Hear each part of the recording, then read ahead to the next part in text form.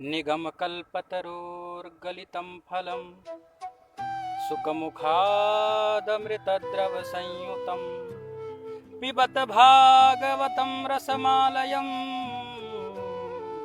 मुहुरहो रसिका भुवि भावुका तद्वाग्विसर्गो जनताघविप्लवो यस्मिन् प्रतिश्लोकमबद्धवत्यपि नामान्यनन्तस्य यतोऽङ्कितानि यत् शृण्वन्ति गायन्ति गृह्णन्ति साधवः। सर्वेभ्यो नमो नमः। आप सभी को नमन है। प्रथमस्तावत आज परम पावन उपलक्ष्य आदिशक्ति जगदम्बा कृष्ण प्रिया कृष्ण ग्रहीत मानसा, जिन्होंने कृष्ण भगवान को हृदय में ग्रहण कर लिया, कृष्ण का ही चिंतन सदैव करने वाली आदिशक्ति जगदम्बा राधा रानी का जन्मोत्सव है। राधाष्टमी उनको नमन है।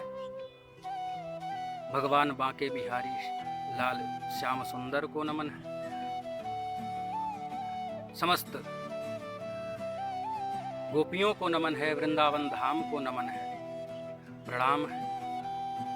और प्रथमस्तावत एक वाक्य ध्यान में रखा जाए कि भवानी शंकरौ वंदे श्रद्धा विश्वास रूपिणौ याभ्याम विना न पश्यन्ति सिद्धः स्वान्तस्थमीश्वरम्। कि हे भवानी शंकर, हे आदिशक्ति जगदम्बा भवानी, हमारे हृदय में श्रद्धा रूप में विद्यमान हो और विश्वास रूप भगवान शंकर जी आप विद्यमान हो। और श्रद्धा और विश्वास का जो संयुक्त प्रमाण है, ज्वाइंट रिजल्ट जिसे कहते हैं, वही है भक्ति। भक्ति और प्रेम में किंचित पृथकता है, थोड़ी सी पृथकता है। भक्ति जो है वो समर्पण है। भक्ति में आरोप नहीं है, प्रेम में आरोप प्रत्यारोप है। आइए हम आज भगवती आदिशक्ति जगदम्बा राधा रानी के उत्कृष्ट प्रेम तथा उनकी जो सखियां थीं, उनकी जो दासियां थीं, उनका जो कृष्ण प्रेम था, उस कृष्ण प्रेम के बारे में चिंतन किया जाए थोड़ा।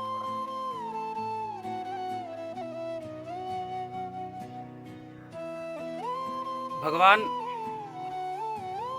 उद्धव से कहते हैं कि उद्धव आप जाइए। यहां से दो पॉइंट लेना है। तो हमारे 2 पॉइंट यहाँ हमें प्राप्त होंगे। एक तो भगवान जब किसी को तारना चाहते हैं तो किस तरह का षड्यंत्र रचते हैं, अपने भक्त को तारने के लिए भगवान किस तरह का षड्यंत्र करते हैं, एक ये इसका जानकारी हमें होगा। और दूसरा कि भगवान आदिशक्ति जगदम्बा राधा रानी जो हैं वो प्रेम की आचार्या हैं। यद्यपि अनंत ज्ञान संपन्न उद्धव जी थे, फिर भी जो राधा रानी थी वो प्रेम की आचार्या थी। और न शोभते ज्ञानमलम, वह ज्ञान भी सुशोभित नहीं होता जिस ज्ञान में भक्ति और प्रेम ना हो। इसको चरितार्थ करने के लिए उद्धव को भेजते हैं। और एक गीत स्वलिखित है, उसके माध्यम से गोपियों के उत्कृष्ट प्रेम का वर्णन होगा। उद्धव पहुंचते हैं। उद्धव वहां वृंदावन के वासियों के अनंत प्रेम को देखते हैं। राधा रानी जो निरंतर कृष्ण का ही ध्यान कर रही हैं, रागांधे, कृष्ण के राग में, कृष्ण के अनुराग में, कृष्ण के प्रेम में जो अपने नेत्रों को बंद कर ली है, कुछ और नहीं देखती, केवल कृष्ण को देखती। उद्धव से जब कहते हैं भगवान कि उद्धव जाओ, गोपियां मेरे लिए सदैव तड़पती रहती हैं, जाओ गोपियों को शिक्षा देकर आओ। यहाँ समझिए, गोपियों को शिक्षा देकर के आओ। उद्धव साधारण नहीं थे। वृष्णी नाम प्रवरो मंत्री कृष्णस्य दैतः सखा। वृष्णी वंशियों में शिरोमणि थे, प्रधान पुरुष थे, कृष्ण के सखा भी थे और मंत्री भी थे मथुरा के। और शिष्यो बृहस्पति, साक्षात साधारण नहीं थे, बृहस्पति जी के शिष्य थे, बृहस्पति जी के यूनिवर्सिटी के अध्येता थे। उद्धवो बुद्धि सत्तम, उद्धव बुद्धि सत्तम, बुद्धि श्रेष्ठ थी उनकी।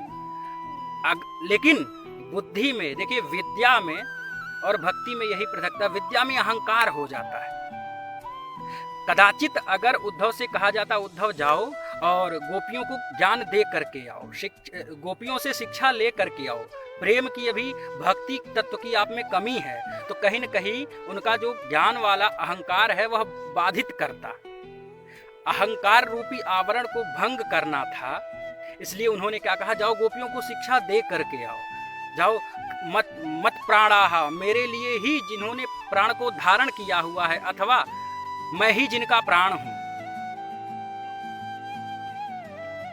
मदर्थे त्यक्त दैहिका, मेरे लिए ही समस्त दैहिक जो भी पुत्र पौत्रादि हैं, पति हैं, सबका परित्याग किया है गोपियों ने। जाओ उनको समझा करके आओ, अखंड ब्रह्म अनंत ब्रह्म का ध्यान करें, परब्रह्म परमेश्वर। उद्धव आप वेदांत के परम तत्वज्ञ हैं, आप जाकर के ब्रह्म ज्ञान दे करके आए। जाते जाते उद्धव जी ने कह दिया कि अरे प्रभु कहाँ फंसा रहे हैं। उन्होंने कभी कोई पाठशाला का मुंह नहीं देखा है, कभी कोई विद्यालय नहीं देखा है, लेकिन चलिए अब आप कह रहे हैं तो मैं जा रहा हूं। और देखिए यहाँ कृष्ण भगवान कितना अद्भुत बुद्धि प्रयोग किए हैं, उद्धव को ही भेजे हैं। उद्धव साधारण नहीं, उद्धव भी बहुत ज्ञान संपन्न है। कहते हैं ना, अमंत्र्यमक्षरम नास्ति, अमंत्र्यमक्षरम नास्ति, नास्ति मूलनमौषधम, अयोग्यः पुरुषो नास्ति, प्रयोक्ता तत्र दुर्लभा। कोई अक्षर ऐसा नहीं है जो मंत्र नहीं है, और कोई भी जड़ मूल ऐसा नहीं है जो औषधि ना हो, और मूलनमौषधम, और कोई पुरुष अयोग्य नहीं है। हमें उग्र स्वभाव वाले की भी आवश्यकता है, हमें शीतल स्वभाव वाले की भी आवश्यकता है।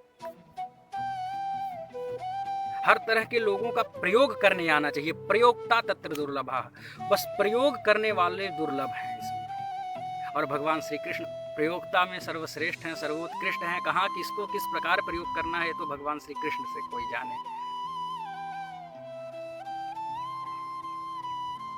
उद्धव से कहे जाओ शिक्षा दे करके आओ, लेकिन अंतःकरण की बात थी, जाओ शिक्षा ले करके आओ। उद्धव जाते हैं। उद्धव के सामने गोपियां जो हैं, राधा रानी जो हैं, अनंत उत्कृष्ट प्रेम संपन्न जो हैं, संपन्ना राधा रानी, प्रमुख गोपी जो हैं, राधा रानी से ही वाद प्रतिवाद होता है। कहती हैं, उद्धव जा करके समझाते हैं कि क्या इस कृष्ण प्रभु कृष्ण में लगी हो, महाराज कृष्णचंद्र का ध्यान कर रही हो। अरे ध्यान करना है,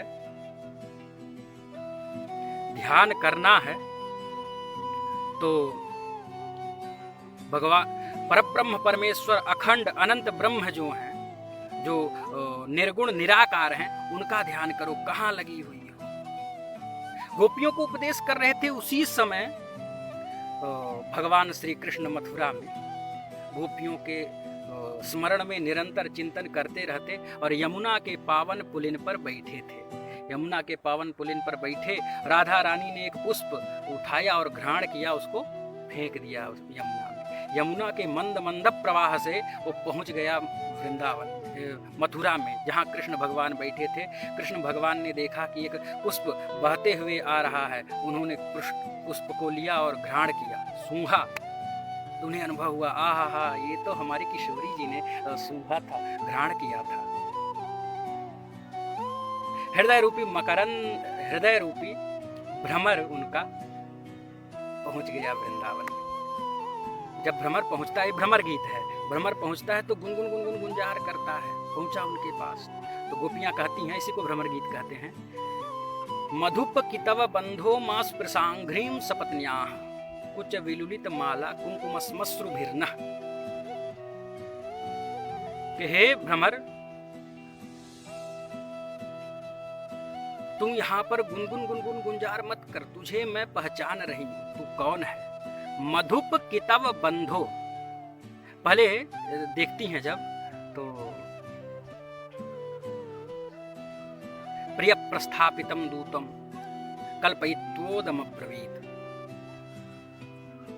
कि मेरे प्रिय के द्वारा भेजा हुआ यह भंवरा है, ये भ्रमर जो है मेरे प्रिय के द्वारा भेजा हुआ है। ऐसी कल्पना करके गोपियां बोलती हैं कि मधुपः कितवश्च, कि हे मधुप। मधुप मतलब होता है मध्यम पातीति मधुपः, कि मद्यपान करने वाला, जिसे शराबी कहा जाता है, मद्यपान करने वाला जो तुम्हारा स्वामी है।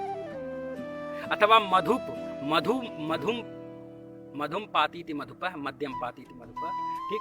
फिर मधुपति, मधुपः मतलब मधुपति, मथुरा के पति जो तुम्हारे स्वामी हैं, उनके द्वारा प्रेषित हुए हो तुम, मैं तुम्हें समझ रही हूं, तुम उन्हीं के भेजे हुए दूत हो।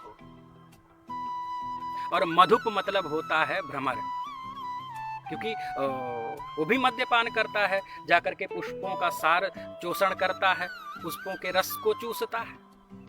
तुम भी मधुप हो, तुम भी शराबी हो, तुम्हारा स्वामी भी शराबी है। और कितव, तुम भी कपटी हो, तुम्हारा स्वामी भी कपटी है। कैसे कपटी है कि जैसे तुम सदैव एक नवीन कली पर जाकर के बैठते हो, उसके रस को चूसते हो, उसके रस को चूस करके जब वो खिल जाता है तो उसे छोड़ करके चले जाते हो, फिर दोबारा जाकर के उसे देखते नहीं, जाकर के दोबारा उसकी स्थिति को नहीं अनुमान लगाते कि वो कैसा है, स्वस्थ है, झड़ रहा है, टूट रहा है, इससे तुम्हें कोई मतलब नहीं है। वही हम गवारिन ग्वालिनियों को एक बार अपने अधर रस सुधा का पान करा करके छोड़ करके चला गया। तू कपटी है, तेरा स्वामी भी कपटी है, और इसी कपट के कारण ही मैं समझ गई कि तुम भी उसी का भेजा हुआ दूत है। मेरे चरण को स्पर्श मां स्पृशांघ्रि, मेरे चरण को स्पर्श मत कर मां स्पृश, मेरे चरणों को स्पर्श मत कर। तू स्पर्श कर रहा है मुझे मनाने के लिए, तुझे पता है, तुझे देख करके तभी मैं अनुमान लगा ली कि तू उसका भेजा हुआ दूत है, क्योंकि एक तो तेरी मूछें जो हैं वो पीली हैं, तू काला है, तेरा स्वामी काला है, तू भी गुनगुन गुनगुन गुंजार करता है, तो तेरा स्वामी भी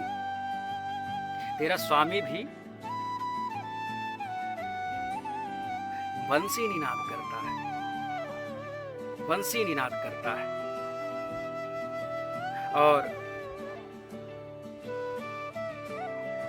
बंसी निनाद करता, इससे मुझे अनुमान हो गया तू उसका भेजा हुआ दूत है। और तो और जो तुम्हारे मूछों में, श्रृंसुओं में केसर मिश्रित चंदन लगा हुआ है, मैं जान रही हूँ कहाँ का है। जब मथुरा की ग्वालिनियाँ जो हैं, ग्वालिनियाँ केसर मिश्रित कुमकुम को लगाती हैं, चंदन को लगाती हैं अपने शरीर पर, और भगवान श्री कृष्ण जो हैं वो वैजयंती माला धारण करके जब हृदय से लगाते गोपियों को, और जब उसमें मध्य में वैजयंती माला पड़ता और उनके शरीर का जो चंदन रहता, वह चंदन उस पुष्प माला में लग जाता, वैजयंती माला में लग जाता, और उस वैजयंती माला के रस को चोषण करने के लिए तुम जाकर के उस माला पर बैठते, और तुम्हारी मूछें भी वहीं से पीली हो गई उन चंदनों से। अरे सपत्नियां हैं, वो मेरी सौत हैं, उनके शरीर से उच्छिष्ट चंदन मेरे चरणों में स्पर्श करा रहा है। तू मुझे मनाने का प्रयत्न कर रहा है ना, जितना तू मनाने का प्रयास कर रहा है उतना ही मैं दग्ध हुए जा रही हूं, उतना ही मैं जले जा रही हूं। ये सुनते ही अब भ्रमर था वो अब जाने लग गया। बुलाती हैं, ये भजन बहुत ध्यान से सुनिएगा, बहुत अच्छा, ये उत्कृष्ट प्रेम का प्रदर्शक है, उत्कृष्ट प्रेम का अनुभव करा देगा आपको। तब गोपियां बुलाती हैं, अरे भ्रमर सुनो तो सही। ये सब आरोप था गोपियों का, ये प्रेम में आरोप होता है, और ये प्रेम का आरोप है गोपियों का। आरोपित कर रही हैं भगवान को, भक्ति में आरोप है, और अपने आप को उत्कृष्ट प्रेमिका कैसे सिद्ध कर रही हैं, इस भजन के माध्यम से सुनेंगे। ना कोई उस गम में ही जी लेंगे जिसे तूने दिया है, उस गम में ही जी लेंगे जिसे तूने दिया है।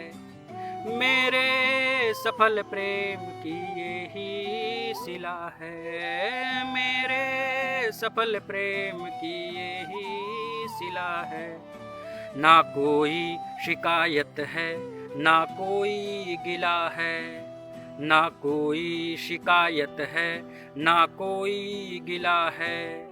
मेरे सफल प्रेम की यही सिला है, मेरे सफल प्रेम की यही सिला है। तुम खुश रहते हो कान्हा मेरी तड़प से, तुम खुश रहते हो कान्हा मेरी तड़प से, तो हम तड़पेंगे कान्हा तेरी खुशी से। ना कोई शिकायत है, ना कोई गिला है, मेरे सफल प्रेम की यही सिला है। तत्सुखे सुखत्वम, तत्सुख सुखित्वम प्रेमः, स्वसुख सुखित्वम कामः। अपने सुख के लिए यदि कोई भी चेष्टा किया जाए तो वो काम हो जाता है, लेकिन अपने प्रियतम के सुखास्पद विषयों का ध्यान दिया जाए वो प्रेम का परिचायक है। प्रेम है वो उत्कृष्ट प्रेम है, निश्चल कापट्य रहित प्रेम है, कपट रहित प्रेम है, सेल्फलेस। कि हे कान्हा, अगर चलिए बहुत विस्तार नहीं करना है, आप लोग समझ ही रहे हैं कि अगर तुम खुश रहते हो मेरे तड़पने से तो मैं तड़पूंगी तुम्हारे लिए, क्योंकि मैं उनके सुख के लिए, खुशी के लिए हूं ना। और यहाँ गोपियों ने प्राण भी तो धारण किया है कृष्ण के लिए। अगर अपने आप को जीवित रखी हैं तो भगवान के, कृष्ण के लिए। उस गम में ही जी लेंगे जिसे तूने दिया है, मेरे सफल प्रेम की यही सिला है। ना कोई शिकायत है, ना कोई गिला है। सच्चे प्रेम का मतलब तो, अब देखिए अपने निस्वार्थता को यहाँ सिद्ध कर दिया, कितना निष्काम है। सच्चे प्रेम का मतलब तो सिर्फ पाना नहीं है, हाँ कान्हा पाना नहीं है, हाँ कान्हा पाना नहीं है। सच्चे प्रेम का मतलब तो सिर्फ चाहने से है। ना कोई शिकायत है, ना कोई गिला है, मेरे सफल प्रेम की यही सिला है, मेरे सफल प्रेम की यही सिला है। उसके बाद वाली पंक्ति में कहती है कि मेरे जैसे तेरे पास, अपनी व्यवस्था भी दिखला दे रही है कि मेरे जैसे तेरे पास और भी होंगे, हाँ कान्हा और भी होंगे, हाँ माधव और भी होंगे, पर तेरे सिवा मेरा यहाँ कोई नहीं है। ना कोई शिकायत है। मथुरा में भगवान श्री कृष्ण के पास जान रही हैं गोपियाँ कि भगवान इतने अद्भुत हैं कि उनसे तो सारा विश्व कर्षयतीति कृष्ण, जो कर्षित कर ले, खींच ले अपने तरफ, वो भी शरीर को खींचे तो खींचे, चित्त को खींच लेता है जो, वही तो कृष्ण है, कृष्ण को खींच लेते। तो गोपियां जो हैं मथुरा की बहुत सारी गोपियां हैं जो भगवान श्री कृष्ण के सेवा में उपस्थित होंगी, पर ये जान लो कान्हा, हमारे पास तुम्हारे सिवा हमारा प्राण धन प्रियतम कोई नहीं है। हमने पति पुत्रों को भी छोड़ दिया है आपके लिए। उसके बाद देखिए एकदम निष्काम प्रेम का प्रदर्शन होता है इसमें कि अपनी सुख की खातिर गोपियां अगर चाहती तो भगवान श्री कृष्ण को रोक सकती थी। अपनी सुख की खातिर अगर तुझको रोक दूं मैं कान्हा, तुझको रोक दूं, तो ये प्रेम नहीं कान्हा, ये तो काम कहाएगा। ना कोई शिकायत है, ना कोई गिला है, मेरे सफल प्रेम की यही सिला है, मेरे सफल प्रेम की यही सिला है। गोपियां चाहती तो रथ के आगे लेट जाती, भगवान श्री कृष्ण का आलिंगन कर लेती, जा नहीं सकते थे, खूब तेज पकड़ लेती, चरणों को पकड़ लेती, अक्रूर के रथ को रोक लेती, किसी भी तरह से क्षतिग्रस्त कर देती, आत्महत्या करने लग जाती। भगवान श्री कृष्ण जा नहीं सकते थे, लेकिन गोपियां क्या कहती हैं, अपने सुख की खातिर अगर तुझको रोक दूं। भगवान श्री कृष्ण होते तो शब्द स्पर्श रूप रस गंध पांचों प्रकार के सुखास्पद विषयों की प्राप्ति होती गोपियों के। भगवान श्री कृष्ण कभी वेणु निनाद कर देते, बंसी बजाते थे, शब्द सुख प्राप्त होता, कभी रास लीला कर लेते, स्पर्श सुख प्राप्त होता, कभी वरहापीडम नटवर वपुः कर्णयोः कर्णिकारं बिभ्रद्वासः कनकसंवैजयन्तीं च मालां रन्ध्रान् वेणोरधर सुधया पूरयन् गोपवृन्दैः वृंदारण्यम सपदरमणम प्राविशद्गीतकीर्तिः। अगर भगवान श्री कृष्ण अद्भुत ऐसे स्वरूप में वृंदावन में प्रवेश करते तो रूप सुख प्राप्त होता, और कभी उनके अधर रस सुधा का पान करने का अवसर प्राप्त हो जाता तो रस सुख प्राप्त होता, पांचों प्रकार के सुख प्राप्त होते। लेकिन गोपियों ने त्याग किया, जाने दिया। जानती थी अगर मैं इनके इस उत्कृष्ट राधा रानी, गोपियों में देखिए भागवत के आधार पे बोल रहा हूँ इसलिए गोपियां विशेषतः प्रयोग कर रहा हूँ, राधा रानी ही विशिष्ट वक्त्री, वक्तव्य प्रस्तुत करने वाली, विशेष बोलने वाली, और सब तो अन्य सखियां हैं उनके साथ। आज राधा रानी का के ही उत्कृष्ट प्रेम का वर्णन हो रहा, लेकिन गोपियां जाने नहीं, दुखी हैं। निमेषो मात्रा कालस्य दर्द मात्रात्मको हिसः, आंख बंद होता है खुलता है, इसको मात्रा काल निमिष काल कहते हैं। उतना मात्र भी गोपियां कृष्ण विरह सहन नहीं कर सकती थी। अब कृष्ण के जाने के बाद अब कोई आरोप करे क्या प्रेम करती हो तुम कृष्ण से, किया ना, माता यशोदा ने किया। नंद राय जी सो नंद बाबा से कहती हैं कि अब तक आपके शरीर में प्राण कैसे है, आपने कृष्ण को छोड़ा कैसे, कन्हैया को छोड़ कैसे दिया, आपके तो प्राण निकल जाने चाहिए थे। अरे आप पिता नहीं हैं, पिता तो दशरथ जी थे जो थोड़े क्षण मात्र भी विक्राम विरह सहन नहीं कर पाए थे, प्राणों को त्याग दिया था, प्राण त्याग कर दिया था उन्होंने। आप क्यों नहीं, आप कैसे जीवित हैं? नंद बाबा कहते हैं देवी मृत्यु तो उसी समय हो गया था, मेरा देहांत तो उसी समय हो गया जब कृष्ण ने, कन्हैया ने कहा कि बाबा हम आपके बेटा नहीं, हम आपके लाला नहीं हैं। लेकिन देवी जानती हो अपने प्राणों को मैंने अवस्थित करे रखा, मैंने बहुत ही जबरदस्ती अपने हृदय में, अपने शरीर में इस प्राण को अवस्थित करे रखा। कारण है अगर मुझे कुछ हो गया ना तो कृष्ण का लक्ष्य बाधित होगा, और कृष्ण को रत्ती मात्र भी अगर सुख मिलता, दुख नहीं, कृष्ण को रत्ती मात्र भी मैं दुख नहीं देना चाहता। गोपियां कहती हैं कि उद्धव अगर प्रभु को रत्ती मात्र सुख मिल रहा हो, एक तृण लो, तृण का 4 भाग करो, सबसे नीचे वाले भाग का पुनः 4 भाग करो, फिर उसके सबसे नीचे वाले का पुनः 4 भाग करो, और अंतिम में जो बचे उसका 3 भाग करो। तीसरा भाग जो है उतना मात्र अगर सुख मिल रहा हो कृष्ण को तो यहाँ कभी मत आए। ऐसे उत्कृष्ट प्रेम की परिचायिका, आज तो प्रेम में वासनाएं हैं, प्रेम में काम ही काम है, प्रेम में अब किसी भी तरह का उदाहरण नहीं दिया जा सकता। पति पत्नी ही निष्काम प्रेम नहीं है।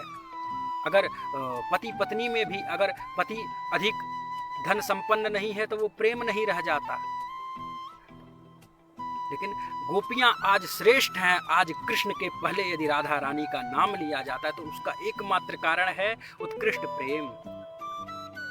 वृंदावन ठीक है सप्तद्वीपवती पृथ्व्यांतर्गत, 7 द्वीपों वाली पृथ्वी में जम्बू द्वीप में अजनाब खंडांतर्गत भारतवर्ष में ब्रज भारते ब्रजभू श्रेष्ठा, भारत में ब्रजभू श्रेष्ठ है। ब्रजे वृंदावन भी श्रेष्ठ है। लेकिन उसकी श्रेष्ठता कहते हैं ना कि 4 चांद लग जाना, सोने में सुहागा जो बन जाता है, वही है कि वहाँ पर गोपियों ने, जैसे हम कहीं अन्यत्र भजन करते हैं तो हो सकता है कहीं मानसिक शुद्धता नहीं हो पाती तो कहीं दैहिक शुद्धता नहीं हो पाती, किसी न किसी प्रकार की त्रुटि दोष रह जाते हैं। लेकिन वृंदावन में नाम संकीर्तन का 100% फल है, 100% फल है। कारण है क्योंकि वहाँ गोपियों ने उस धारा को सिद्ध कर दिया है। गोपियों के नेत्रों से सदैव निरंतर अश्रुपात होते रहते, उन आंसुओं में 100% कृष्ण नाम मिला रहता। और कृष्ण नाम मतलब कलयुग में नाम का विशेष महत्ता है। नाम संकीर्तनम यस्य सर्व पाप प्रणाशनम, पापों को नाश करने वाला नाम संकीर्तन की तुलना में कोई और विशेष औषधि नहीं है। निरामयम कृष्ण रसायन, कृष्ण रसायन, नाम रसायन जो है, राम रसायन तुम्हारे पास है। तो 100% नाम संपन्न वृंदावन धाम है।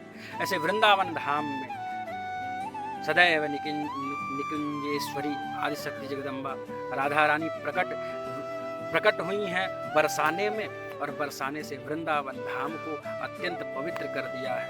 नेत्रों से अश्रुपात हुए हैं और कृष्ण उनके एक एक बूंद आंसुओं से वृंदावन अभिसिंचित है, और इसलिए वृंदावन पवित्र है, हमारा सौभाग्य है। और आज के दिन व्रतादि धारण करते हैं लोग, व्रत करते हैं, आदिशक्ति जगदम्बा राधा रानी की उपासना करते हैं। और कृष्ण जन्माष्टमी तभी फलीभूत होता है जब राधाष्टमी का विशेष हम व्रत करें, राधाष्टमी का चिंतन करें, राधाष्टमी को व्रत करके राधे जी का भजन करें।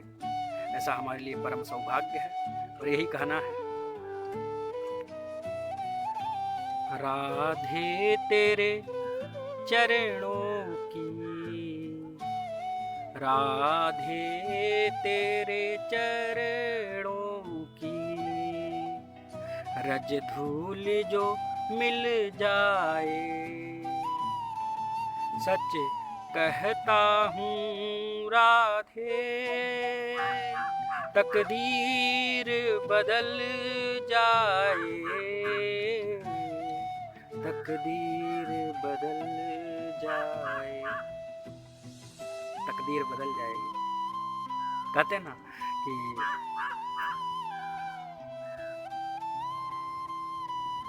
मेरी विनती यही है राधा रानी, कृपा बरसाए रखना, सदैव कृष्ण चरणों में अनुराग हो। आइए हम आप बस यहीं पर हम अपने वाणी को विराम देते हैं, क्योंकि फेसबुक पे अगर बहुत लंबा संवाद हो जाए तो कोई सुनना नहीं चाहता, वैसे भी लंबा हो गया है, विस्तृत हो गया है।